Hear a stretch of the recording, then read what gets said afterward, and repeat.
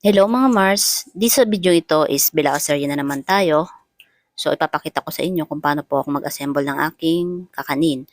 So dito sa bilao na to is medium size. Meron po tong puto cake and classic kutsinta.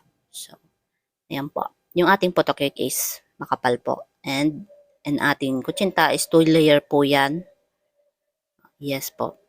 So, napapansin nyo po, hindi po ako, wala po siyang nakalagay na cheese. So, ngayon ko pa lang siya lalagyan ng cheese na toppings.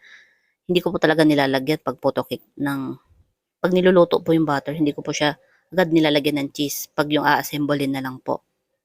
So, ganyan po. Kailangan generous tayong maglagay ng cheese, maapaw.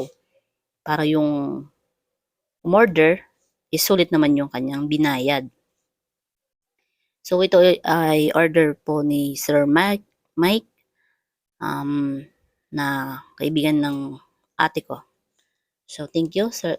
Thank you po sa pag-order, Sir Mike. Ayan po. Ganyan po siya. Ganyan po ako maglagay. So, wag natin po siyang tipidin para matuwa naman yung mga umorder.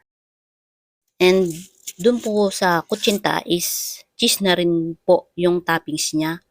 Kasi po hindi, siyempre yung mga bata yung kakain. Sa school po gaganapin yung birthday. Hindi naman nila kakain mga bata yung nyog. So, cheese na lang din po yung nilagay ko dyan.